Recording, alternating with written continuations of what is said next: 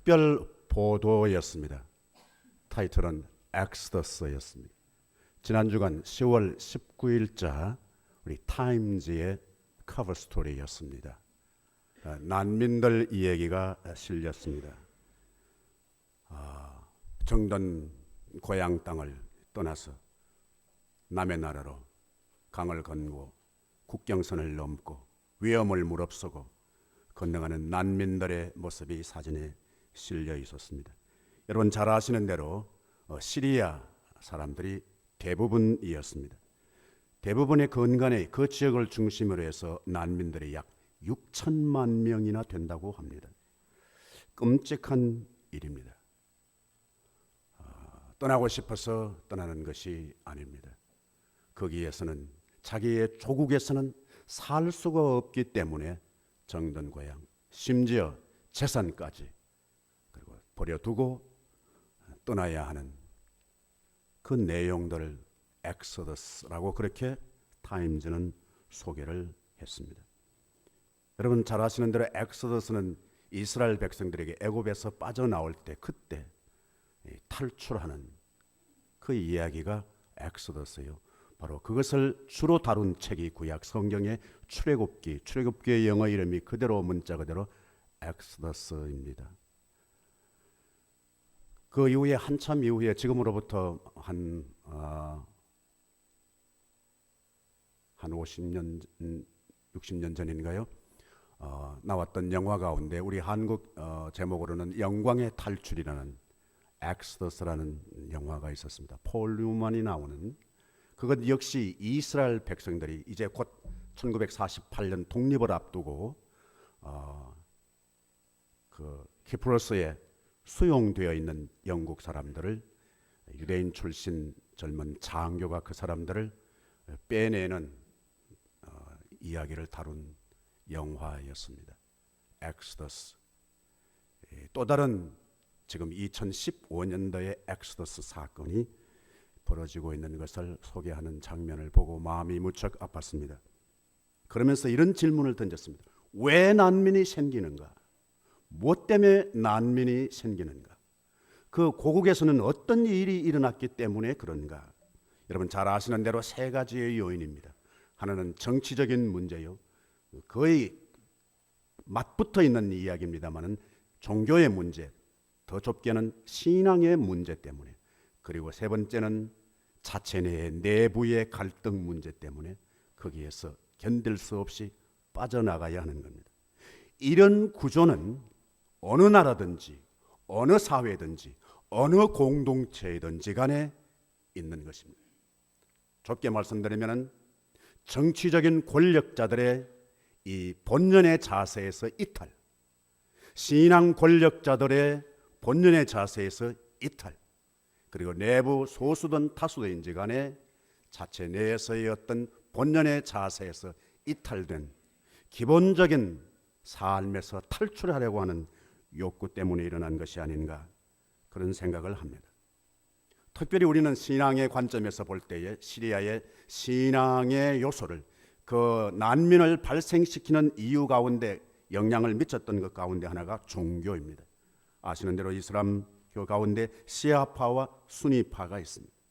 물론 지금 정치를 장악하고 있는 사람들 가운데 이 종파 문제가 다시 연결되어 있는 편이기는 하겠습니다만은 그러나 소수의 시아파와 다수의 수니파 사이에 갈등이 있고 그 사이에 다시 또 연결되어 있는 것은 외국과의 연결입니다. 예를 들면 시아파가 러시아하고 이란과의 연결되어 있고 수니파가 미국과 그리고 사우디아라비아와 연결되어 있는 이런 차원이 복합적으로 얽혀져 있어서 이 난민의 사태가 본의 아니게 엉뚱한 나라에까지 분열을 내부 갈등을 조장하는 영향을 미치고 있다는 것은 우리에게 적지 않은 교훈을 줍니다. 이 전체를 한마디로 통틀으면 바로 방향 이탈이라는 겁니다. 여러분 잘 아시는 히브리 말에 죄라는 말이 있습니다. 그 죄는 하타라고 하는 말입니다. 헬라 말에도 죄라는 말이 있는데 그 가장 대표적으로 두 어휘에 가장 대표적으로 많이 쓰이는 말이 바로 하말티아, 하타나 하말티아 이 두 개의 공통점이, 어휘는 다르지만 공통점은 다 방향을 이탈한 것, 그것이 죄라는 것입니다. 이것을 하면 죄예요, 죄 아니에요 묻지 말라는 것과 같습니다. 이걸 먹으면 죄예요, 죄가 아니에요 묻지 말라는 것입니다. 여기 가면 죄예요, 가지 않으면 죄예요, 그걸 묻지 말라는 겁니다.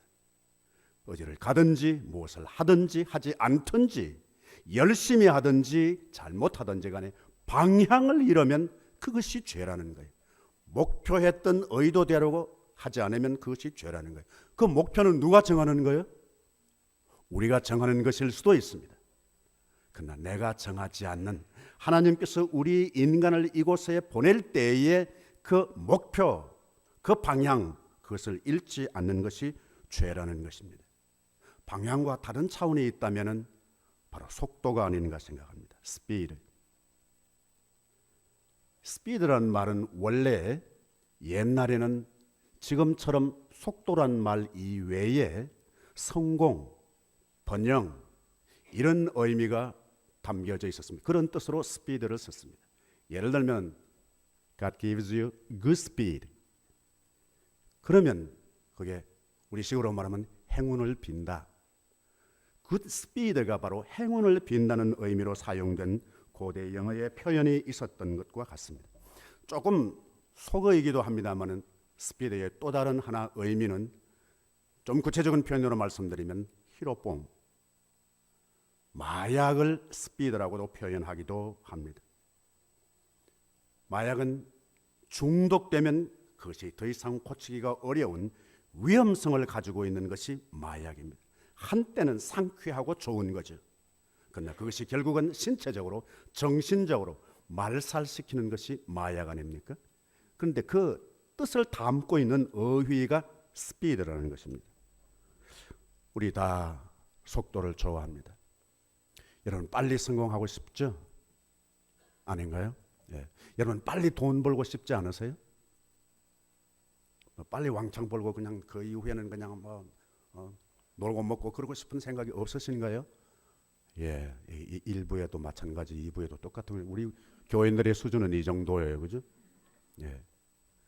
예, 거기까지는 아닐지 모르겠습니다. 여러분 오늘 기도하셨어요? 기도 응답 빨리 받고 싶어요? 한참 주님 천천히 괜찮아요. 그러세요. 빨리 응답 받고 싶어요? 이게 우리 스피드의 매력입니다.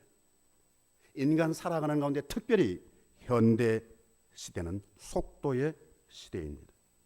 이런 상황 가운데 우리가 줄을 놓아서는 안 될 것이 뭔가 하니까 속도보다 더 중요한 것이 방향입니다. 디렉션이라는 말입니다. 전문가이면 전문가일수록, 높은 수준의 경지에 있으면 있을수록 우리가 주의해야 할 것은 방향의식입니다. 방향 감각을 잃어버리면 안 되는 겁니다. 스포츠도 마찬가지, 과학자도 마찬가지, 자기가 어떤 스케이팅이든지 아니면 어떤 것이든지 간에 고난도를 연주하고 난 이후에 땅에 착지했을 때, 그때 방향 감각을 어떻게 제대로 인식하느냐는 그의 점수에 적잖은 영향을 미치는 거죠. 고난도는 잘했어요. 다시 원위치 했을 때 그때 방향 감각을 잃지 않는 것이 중요하다는 겁니다. 전문가이면 전문가일수록 그럴 것처럼 예술이나 과학 세계에는 특별히 스포츠에는 더더욱 그렇고 신앙 세계에도 마찬가지라고 생각을 합니다. 오늘 구약과 신약에 있는 본문 말씀의 공통점은 다 새로운 방향을 재정립하는 것입니다. 다르게 말하면 궤도를 수정하는 것입니다. 구약에 있는 본문 말씀은 이스라엘 남쪽 유다 왕조 가운데 손꼽히는 대표적인 왕 가운데 요시아 왕의 이야기입니다. 그가 훌륭한 일을 많이 했는데 그 중에 가장 손꼽을 수 있는 위대한 업적은 그가 일으킨 종교 개혁입니다. 우리가 후대의 사람이 말을 붙였습니다. 종교 개혁. 이 말은 굉장히 또 하나 조심스러운 말이기도 합니다. 종교 개혁. 우리 미국 땅에 처음 들어왔을 때에 그 사람들이 신앙에 무엇을 얻으려고? 신앙의 자유를 얻으려고. 그 신앙은 무슨 신앙이었어요? 예수 잘 믿는 신앙, 어떤 제도에 얽매이지 않고 국가의 억압에 간섭에 얽매이지 않고 하나님께서 우리에게 주신 신앙의 감동을 자유롭게 발휘할 수 있도록 그것이 소원이어서 이 땅에 들어온 정신을 그것을 갖고 들어온 거죠. 그래서 청결하게 신앙생활 하고 싶다. 그래서 그들의 이름을 우리가 붙이기를 퓨리탄이라, 청교도들이라고 이름 붙인 겁니다. 신앙의 자유를. 그런데 그렇게 세월이 오래 지나지 않아서 몇백 년 지나고 난 이후에 지금 신앙의 자유는 뭘 말하는가요? 다른 신앙도 자기가 믿고 싶은 신앙, 자기가 믿었던 신앙, 그것을 이 땅에 와서도 그대로 자유롭게 신앙생활할 수 있는 나라, 이렇게 남용 내지는 오용되어 버린 문제를 갖고 있는 것을 우리 신앙의 자유라는 말 속에 깨닫게 됩니다. 그것처럼 후대의 사람이 이 요시야의 업적을 종교개혁이라고 했지만 이 종교는 야훼 신앙을 제대로 바로 하자는 차원이지 야훼 신앙을 버리고 다른 신앙으로 대체하자, 그게 절대 아닌데, 언젠가는 우리가 종교개혁 하다 보면은 세월이 몇백 년 지나고 나면은 야훼 신앙, 예수교 신앙, 예수 신앙 말고 다른 신앙으로 바꾸자라고 하는 것으로 이해하는 시대가 오지 않을까 하는 그런 좋은 의미에서 기대도 하는 것이 지금 우리에게 교훈이 되지 않을까 하는 생각을 하게 됩니다. 어쨌든 간에 종교개혁이지만 더 좁게 말씀드리면 이 요시야가 행했던 것은 바로 예배의 개혁, 예배의 다시 새로운 전환, 더 넓게 말하면 예전에 이 개혁을 부르짖었던 것이라고 봅니다.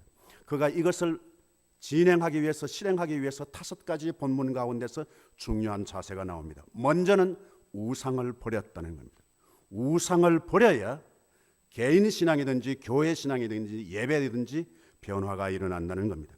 버릴 것을 버리지 않으면 안 된다는 겁니다. 둘째 한 것이 뭔가 성전 수리하는 것입니다. 성전을 수리했다는 말은 고쳤다는 말입니다. 제자리 정돈했다는 말입니다. 청소했다는 말입니다.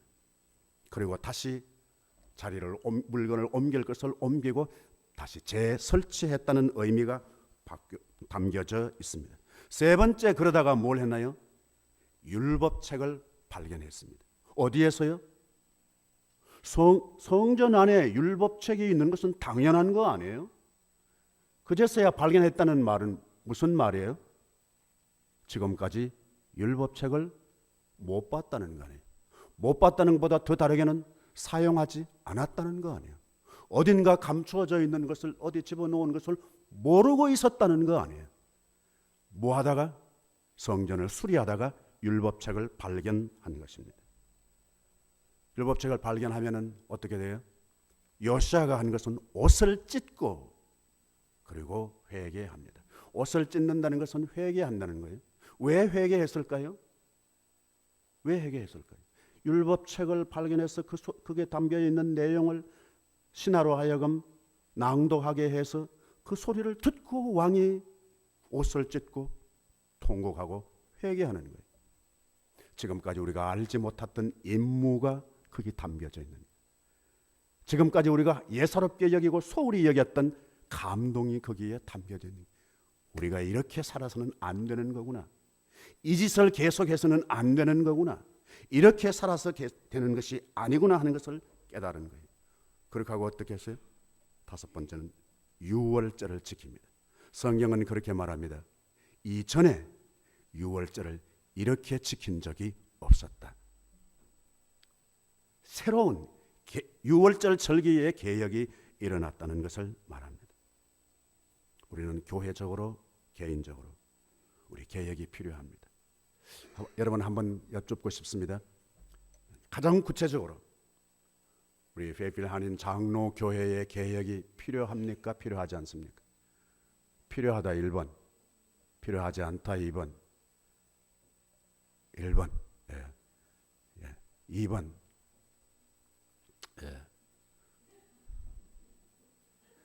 조금 더 그러면 구체적으로 용감성을 발휘해야 할 여러분 개인의 신앙은 지금 개혁이 필요합니까? 필요하지 않습니까? 여러분의 신앙, 여러분의 직분, 여러분의 봉사, 더 구체적으로 여러분의 기도, 개혁이 필요해요? 필요하지 않아요? 예, 틀림없습니까? 예. 왜 개혁해야 돼요? 왜? 뭐 땜시? 왜 해야 돼요? 뭐 우리가 뭘 잘못하고 있나? 주의를 잘 지키지, 기도 잘하지, 헌금 잘하지, 봉사 잘하지. 뭘 개혁하라고? 확실히 개혁이 필요하든 왜 해야 되는 이유를 알아야 될 거 아니에요. 그다음 마지막 질문은 뭐 어떻게 하실 거예요? 어떻게 하면 개혁합니다. 그러면 개혁이 되나요? 뭘 어떻게 하자는 거냐 이 말이에요. 뭘 어떻게 하자는 건지도 모르고 개혁하면 그건 아무 소용없는 거예요. 여러분 지금 교회에 오실 때에 자동차 핸들에 손을 올려놓고 그걸 쥐고 오셨어요. 혹시 몇 초 동안 손을 놓으신 적 있나요? 몇 초? 10초 동안 놓으셨어요? 그러면 여러분 대단하세요. 어떻게 10초 동안 핸들에 손을 놓고 여기까지 오셨어요? 사고 나지 않고? 물론 앞으로는 핸들 잡지 않고 운전하는 자동차가 나온답니다. 얼마나 좋을까? 나는 그 기사를 읽고 이런 생각을 했습니다. 자동차만 그렇게밖에 못 만들어? 우리 삶도 우리 신앙생활도 내 생각도 딱 장착해 놓으면은 누가 무슨 짓을 하든지 간에 그냥 목적지를 향해서 탁 내 행복의 지점으로 탁 안착한다. 그런 시스템, 그런 부속품 만들어서 장착시킬 수는 없을까? 그거 연구하면은 틀림없이 노벨상 받을 거라고. 그런 생각을 했습니다. 왜 핸들을 놓지 못해요? 궤도를 이탈하지 않으려고. 나는 원하지만 눈 감고 있으면 손 놓아도 자동차가 다 알아서 궤도를 이탈하지 않고 나 교회 갈 거야. 교회 와지는 것이 아니기 때문에 쥐고 있어야 되는 거예요. 눈에 보이는 세계도 그런데 눈에 보이지 않는 영적인 세계에 우리가 목표를 정해놓고 갈 때에 왜 궤도 이탈의 위험성이 없을까 말이에요. 그러니까 붙들고 방향을 잃지 않기 위해서 끊임없이 나가야 되는 생각을 하게 됩니다. 하나님께서 우리에게 목적지에 안착하기를 원하시는 것입니다. 제가 후배 목사님입니다만 그분이 쓴 글 가운데 이런 글을 하나 읽고 참 감동이 됐어요. 자기가 어린아 조금 한참 몇 년 지난 것 같습니다만 아들이 어린데 아들이 자기 보고 아빠 줘 그러더래요. 그래서 줘요 주지 말아요? 여러분 같으면 달라고 아들이 달라고 그러면 줘요 안 줘요? 줘야죠. 그러나 성큼 주면 안 되겠어요. 그래서 주세요 해야지. 그러니까 아들이 뭐라고 그랬어요? 주세요 그런 거예요. 그러니까 받아서 성큼 받아서 가는 거예요. 아버지가 그냥 안 보냈어요. 고맙습니다 해야지. 그러니까 아들이 돌아보고 고맙습니다 그러는 거예요. 그랬더니 아버지가 옳지 그랬어요. 아버지가 아들로서 얼마나 허무됐겠어요. 그때 말을 잘 들으니까. 한참 시간이 지났어요. 아버지가 아들한테 부탁을 안 했어요. 아무개야 신문 좀 갖다 줄래? 그랬어요. 아들이 뭐라 그랬게? 어떻게 싫어. 또 다른 대답이 나왔습니다. 주세요 해야지.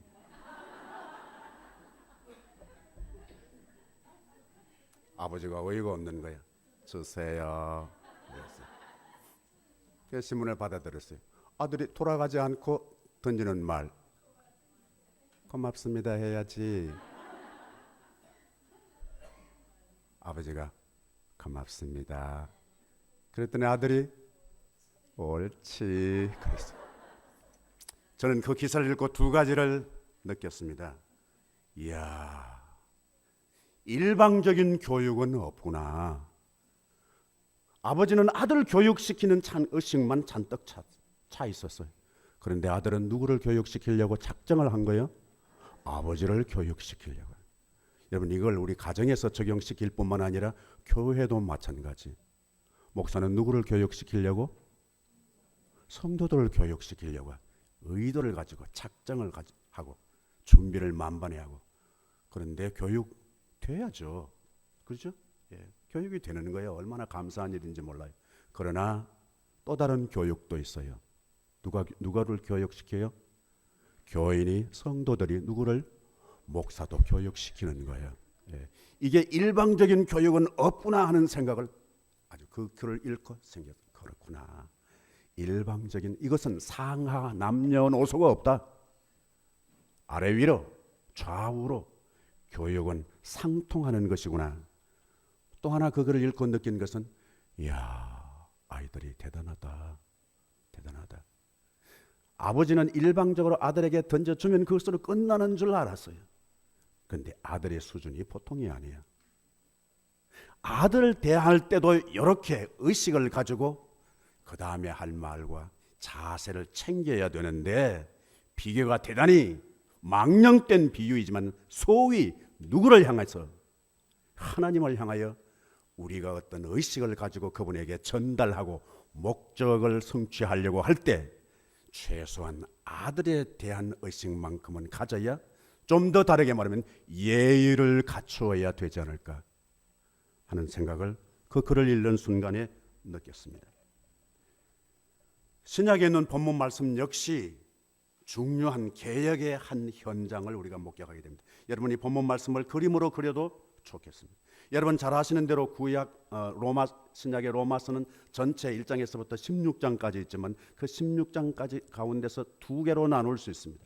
1장에서부터 11장까지는 한마디로 말씀드리면 믿음이 도대체 무엇인가? 믿음이. 그리고 12장에서부터 16장까지는 어떻게 살아라는 것인가? 그것으로 구성되어 있습니다. 그러니까 13장이니까 어떻게 살아라는 부분입니다. 12장은 특별히 교회적인 차원에서 교우와의 관계에서 어떻게 살아야 할 것을 가르쳐 준다면 13장은 대사회적인 크리스천이 어떤 사회의식을 가지고 삶의 현장에 나가서 살아야 할 것인가를 가르쳐 주는 말씀입니다.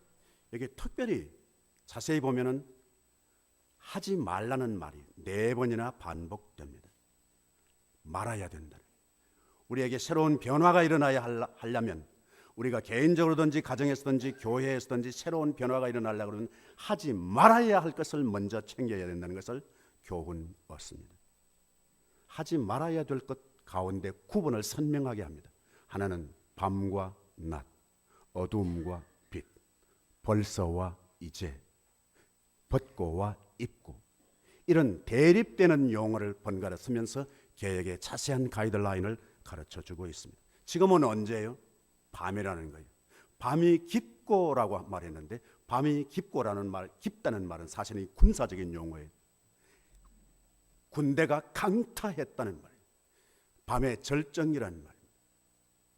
밤은 어둡고 무섭고 위험이 있는 것이 밤이죠. 지금 밤의 절정이라는 거예요. 그런데 낮이 가까웠다. 희망이 있는 거예요. 반드시 지금 밤의 절정이지만 언제가 오는 거니까 새로운 트렌드가 온다는 거예요. 그것이 세속적인 패션의 트렌드만이 아니라 신앙의 스타일로 트렌드가 온다는 거예요. 그 새로운 시대를 위해서 지금 이 밤에 준비해야 된다는 것입니다. 이 전체를 홀드하고 있는 용어가 있다면 그게 시기입니다. 시기라는 단어를 발견합니다. 여러분, 헬라말 가운데 시간을 나타내는 말에 두 가지 대표적인 용어가 있습니다. 하나는 크로노스이고 하나는 카이로스라는 단어입니다. 크로노스는 그냥 시간의 나열이라고 보면 좋겠습니다. 그러나 카이로스는 특정의 특수한 시간입니다. 예를 들면 100m 선수가 자기 기록이 예를 들면 9초 60초라고 그래요. 그러면 언제든지 내가 어디에서 뛰어보니까 내가 기록이 9초 60초였어. 그러면 돼요? 그거 이야기하면 안 되는 거죠. 정해진 장소에서 정해진 시간 땅 하고 그때부터 뛰었을 때 기록이어야 되는 거죠. 그 시간이죠. 그 시간이 카이로스예요.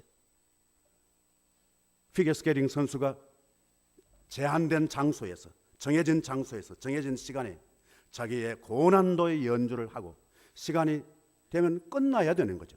출발한 그 시간부터 연주가 끝나는 그 시간, 내가 중간에 하다가 조금 실수했어요. 그거 만회하려고 1분 더 할 수 있나요? 없어요. 안 돼요. 그 정해진 그 시간, 그것이 카이로스예요. 특정 시간. 우리식으로 말하면 우리가 새롭게 변화를 받아야 할 그 특정 시간, 그게 카이로스예요. 지금은 변화를 우리에게 도전하는 내용들이 많습니다. 그것이 하나의 자연입니다. 지난번 제가 한 주간 그 브리티시 파크웨이 쪽으로 가서 평소에 하던, 제가 뭐 거의 수십 년 동안 해왔던 프로그램 가운데 하나, 나 혼자 그리고 먹지 않고 지내는 시간을 가졌습니다. 거기에 낙엽이 떨어지는 것, 그리고 색깔이 변해가는 것, 그걸 보면서 새로운 도전을 받는 거예요.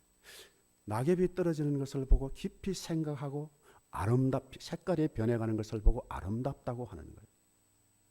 우리의 삶도 그렇게 했다는 거예요. 우리 인간도 그렇게 했다는 거예요. 지금까지 매달려 있었던 거기에서 주르르 손을 놓을 수 있다면 그것도 아름다워야지. 억울하지 않아야지. 원통하고 분하지 않아야지. 그런 생각을 했습니다. 그리고 그게 또 다른 기다리고 있는 것, 특별히 그 지역, 테네시와 버지니아 가까운 그 적경 애쉬 카운티 지역에 웨스트 제퍼슨 그 지역에서 많이 본 것은 뭔가 하니까 크리스마스 추리 나무 자라고 있는 거예요. 이쪽 능선에서는 1년짜리, 이쪽 능선에서는 2년짜리. 지금 조망만한 것도 그냥 쫙 한 능선을 커버하고 있어요. 지금 기다리고 있는 거죠. 그리고 곧 지금 배기 직전에 있는 나무들도 한쪽 능선에 그냥 쫙 줄지어 있었어요. 저 나무는 누구 집에 가서 크리스마스 추리로 장식될까, 그런 생각도 했습니다. 우리가 신앙의 삶 속에서 우리가 확실히 느낄 수 있어야 되는 것은 우리가 마지막 변화의 시기를 놓치면 안 된다는 겁니다. 이 변화의 시기가 지금 이 계절이 너무 적당한 시기이고, 그리고 둘째는 1년 가운데 가장 변화를 의식하고 작정하고 집행하고 점검해야 할 좋은 시기가 1년 가운데 마지막 4분의 4를 들어가는 10월 달이겠다는 생각을 합니다. 세 번째, 우리가 개혁을 의식해야 할 교회적인 차원에서 본다면 여러분이나 나나 우리 교회는 지금 새로운 담임 목사님을 청빙하는 시기에 있어요. 새로운 개혁을 필요로 하는 시대이다 말이죠. 찬스가 지금이라는 거예요. 어떻게 보면 좋은 나무를 우리 교회에 옮겨 심는 일과 같습니다. 그게 담임 목사님이든지 부목사님이든지 그리고 재직들이든지 간에 옮겨 심는 거예요. 근데 무턱대고 그냥 아무렇게나 옮겨 심으면 될 수가 없는 거 아니에요. 적어도 작업은, 기초 작업은 해놓고 우리가 옮겨 심어야 되는 것 아니냐는 말씀입니다. 우리는 원하든 원하지 않든 우리가 변화해야 할 시기를 우리가 알아야 한다고 성경 말씀하시는 것처럼 우리가 그 때를 인식할 수 있어야 되는 줄로 믿습니다. 이 모든 것을 종합하면은 한번 같이 하면 좋겠습니다. 내가 안다. 나는 안다. 나는 안다라고 하는 그 의식에 여러분 새로운 각자가 꾸때타를 일으킬 수 있어야 합니다. 여러분 다시 한번 묻습니다. 여러분 성경을 많이 사랑하시죠? 예. 여러분이 성경을 사랑하시고 많이 아시는 줄 저도 압니다. 그러나 여러분 아는 것이 많습니까? 모르는 것이 많습니까? 정말이세요? 혹시 아는 것 가운데 다 정확하게 바르게 아세요? 아는 것 중에 잘못 알고 있는 것도 있을 수 있어요. 잘못 아는 것도 있을 수 있어요. 여러분 이 의식을 포함하면 훨씬 더 참된 성도가 될 수 있습니다. 여러분 교회를 사랑하시죠? 네. 좀 더 비교하면 저보다 여러분이 우리 교회를 더 사랑하시죠? 네. 제가 그것을 압니다. 그러나 여러분 사랑하신다고 하는 것 그 자세 가운데 혹시 궤도를 이탈할 위험성은 없나요? 없어요. 왜냐하면 교회를 사랑하는 사람은 교회를 바로 압니다. 알아야 하는 겁니다. 교회를 여러분이 아는 것이 많습니까? 교회를 잘 모르는 것이 많습니다. 혹시 책을 통해서든지 뭘 통해서든지 교회에 대해서 잘못 알고 있는 것은 없어요? 행여라도 조금만큼이라도 그렇다면 어떻게 해요? 우리 생각을 바꿔야 합니다. 내가 교회에 대해서 잘못 아는 것도 있을 수 있고 교회에 대해서 아는 것도 있지만 모르는 것도 있다. 그 정도까지 갈 때 어떻게 돼요? 겸손해집니다. 여러분의 아버지가 계시든 안 계시든 어떤 아버지든 아버지를 사랑하시는 줄로 믿습니다. 저도 직감할 수 있습니다. 여러분의 아버지를 얼마나 사랑하고 계신다는 것을. 근데 여러분 아버지를 아시는 것이 다 아세요? 아니면 아버지에 대해서 모르고 있는 것도 있어요. 예. 아버지에 대해서 아시는 것하고 또 잘못 알고 있는 것은 혹시 없어요? 있어요? 난 아버지에 대해서 잘못 알고 있는 건 없어요. 난 다 알고 있어요. 그러세요? 만약에 내가 조금이라도 우리 아버지에 대해서 내가 잘 모르고 있는 부분이 있어. 내가 오해하고 있는 부분도 있을 거야. 그 생각을 할 때 그 자식은 무엇이 되는 거니까 효자가 됩니다. 나는 아버지에 대해서 아는 것, 모르는 것 없어. 다 알고 있어. 그러면 대단히 죄송하지만 효자라고 말한다 치더라도 결손 효자일 가능성이 많습니다. 저는 사람 가운데서 저 개인적으로 안 맞을 수도 있어요. 난 이렇게 그 이미지를 이렇게 다르게 느껴지는 경우를 봅니다. 첫 번째는 어떤 사람인가 하니까 내가 가까이 다가가고 싶은 사람이에요. 그런 분 계시죠? 여러분에게도 그죠? 예. 내가 가까이 오라고 하지 않아. 근데 내가 다가가고 싶은 사람이 있어요. 그 반대는 어떤 사람이에요? 그 반대. 그런 사람. 둘째 또 어떤 사람이 있어요? 저 개인적으로 느낌의 이미지에 뭘 주고 싶은 사람이 있어. 만나면 뭘 주고 싶은 사람이 있어요. 그분이 나한테 주었기 때문에 내가 이거 줘야지 벼르고 있었지 않았어요. 근데 주고 싶은 사람이 있어요. 반대는 뭐예요? 예? 어떤 사람이에요? 주고 싶은 사람의 반대. 예? 예.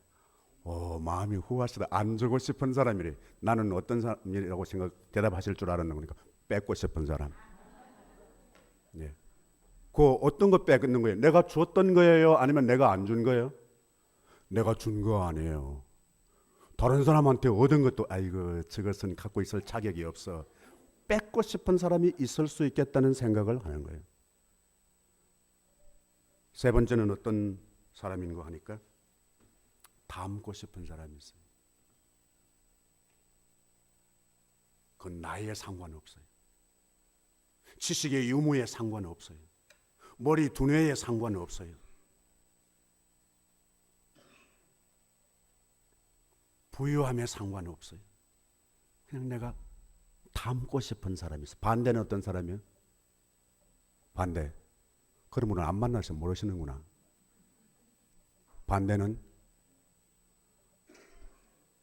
옮을까 봐 겁나는 사람. 저건 천념되면 안 돼. 내가 그런 사람. 저 개인적으로 네 번째 사람이 있어요. 갈수록 더 좋은 사람. 처음에 왕창 좋아서 우와 뭐. 근데 갈수록 이게 김이 빠지는 거예요. 더 이상 뭐 맛볼 게 없어. 점점점 갈수록 실정이 나. 그런데 갈수록 처음보다 갈수록 1년, 2년 갈수록 더 신비롭고 감동적인 사람이 있어요. 그 좋은 예를, 그 좋은 구체적인 인물을 성경에서 찾자면 나는 가나 혼인 잔치집의 신랑이라고 봐요. 연회장이 그 신랑한테 뭐라고 그래요? 사람마다 먼저 좋은 것 내고 나중에 낮은 것을 내거늘 그대는 지금까지 어떻게? 좋은 것을 두었도다. 처음보다 잔치 마지막 파장에 손님 다 가고 그리고 음식 다 떨어졌을 그때까지 어떻게 좋은 포도주를 갖고 있었나? 어떻게 해서 갖고 있어? 지금까지 좋은 포도주를 줄 수 있었어요? 이 신랑이 뭐 했어요? 뭘 어떻게 했기에? 예수님이 그 집에 오셨어요. 예수님이 그 신랑의 배후의 혼주였어요. 예수님이 그 집에 오셔서 기적을 베푸신 그 현장의 사람이었어. 자기는 아무것도 한 거 없어. 갈수록 지금은 지쳤을 만해. 지금은 미천 다 떨어졌을 만해. 지금은 이제 그 사람한테 뭐 기대할 거 없어. 실적나고 염증나 짜증나. 그런데 지금까지 좋은 포도주를 둔 사람, 그건 예수님이 뭘 만난 신랑이었습니다. 여러분, 새로운 개혁이 우리에게 일어나면 변화가 옵니다. 가장 구체적으로 믿는 사람은 예배의 변화가 옵니다. 예배의 어떤 가장 더 구체적으로는 자리의 변화가 옵니다. 저 뒤에 앉아 계시는 분이 은혜를 잘 받을까요? 앞에 앉아 계시는 분이 은혜를 잘 받을까요? 예? 자세히 들었어야 돼요. 앞에 앉은 분이 은혜를 쉽게 받을 거예요? 뒤에 앉아 계시는 분이 은혜를 쉽게 받을까요? 그런데 저 뒤에 앉아 계시는 분은 왜? 저 뒤에 앉아 계시는 분들은 수준이 보통이 아닌 거예요. 저 뒤에 앉아서 같은 은혜를 받으려고 그러면요, 이건 영적 차원이 달라야 돼요. 저 뒤에 있으면은 눈짓 잘해. 저 뒷자리는 눈치 잘해요. 앞에 뭐 이 사람 저 사람 다 봐야 되지. 그래도 은혜는 그냥 팍팍 받는다. 이건 보통이 아닌 거예요. 새로운 여러분 개인 신앙의 새로운 전환과 변화가 일어나려고 그러면 예배 자리부터 한번 바꿔보세요. 예. 뒤에 있어도 은혜가 철철 넘치는 분은 그냥 keep going 그대로. 아니면은 오른쪽에서 왼쪽으로 뭐 오른쪽으로, 뒷자리에서 앞쪽으로. 뭐 여유가 더 자신만만하신 분 앞자리만 앉지 마시고 뒷자리로. 그리고 2주대만 앉지 마시고 무언가 자리에 한번 변화를 일으켜 보실 수 있으면 좋겠습니다. 여러분, 변화는 내 내면의 세계와 밀접한 관계가 있는 줄로 믿습니다. 제가 해마다 산상 금식기도를 했습니다만 요 몇 년간 수년은 제가 중단했었다가 모처럼 다시 했습니다. 금식을 왜 하는가? 가장 구체적으로 내가 먹고 싶고 좋아하고 잘 먹는 것이지만 끊어본다. 이건 내 자신에 대한 도전이에요. 나와의 싸움이에요.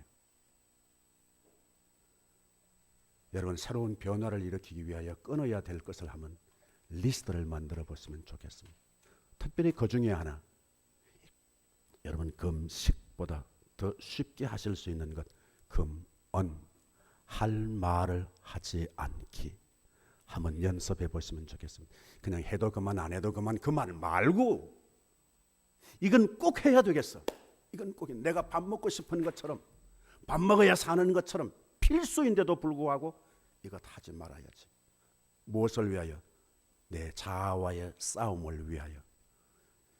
꼭 필요한 말이야. 지금 해야 돼. 지금 하지 않으면 내가 손해돼. 내가 너무 억울하다 그렇게 느껴질 부분이 있다 손치더라도 한번 그렇게 시도해 볼 수 있으면 좋겠습니다. 이거는 무언가 끊는 것은 필요합니다. 끊어도 아무 이상이 없습니다. 아무 이상이 없습니다. 여러분, 지금까지 자동차 운전하시고 오셨는데 여러분 자동차의 최고 속도가 몇 마일이에요? 그 계기에 만들어 놓은 장치가 몇 마일이에요? 제 자동차는 140마일이 최고예요. 여러분, 여러분의 자동차 최고 속도로 달려본 적이 있으신 분? 오, 역시 용사는 다르시다. 예. 나는 한 번도 그 속도를 내본 적이 없어요. 아니, 속도 내지도 않을 거 그거 왜 만들어 놨어요? 내 수준으로 말하면은 50%는 뭐 기껏 만회하면 저는 뭐 80km, 최고 80, 70km 선 도로에서 그 나머지 70%는 뭐 하는 거예요?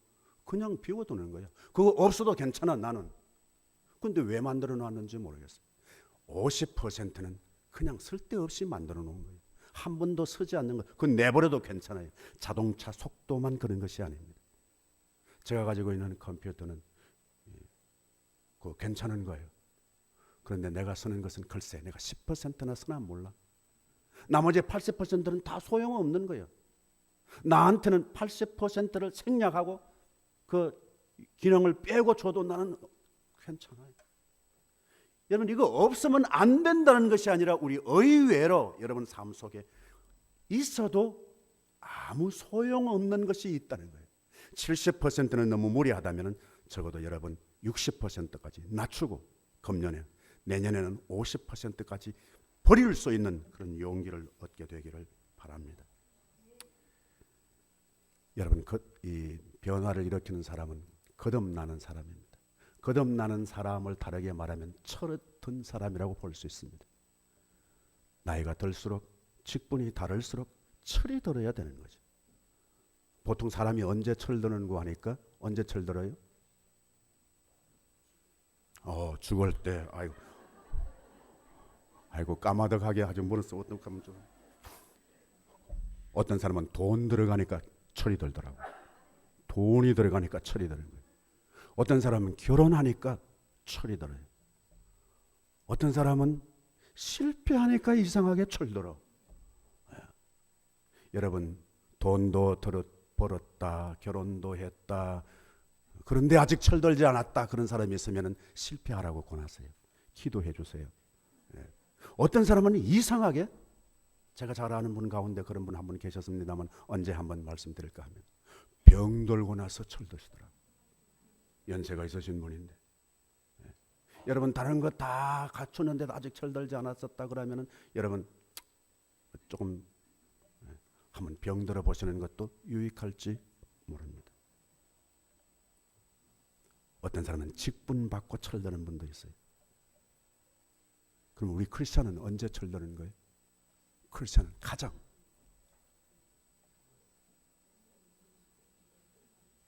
십자가가 들어갈 때 철들어야 합니다. 십자가가 들어갔는데도 철들지 않다면 그는 그리스도의 사람이 아니요 하나님 나라 유업을 이을 자가 아니라고 봐도 좋습니다. 종교개혁은 철저하게 마틴 루터에 의해서 이것이 무슨 다른 형통신앙이 아닌 십자가 신앙으로 전환하는 용기가 담겨져 있는 줄로 믿고 기회를 놓치지 않게 되기를 바랍니다. 십자가의 신앙이 우리의 가치입니다. 십자가의 신앙이 우리의 행복입니다. 십자가의 신앙이 우리의 능력인 줄로 믿습니다. 아멘.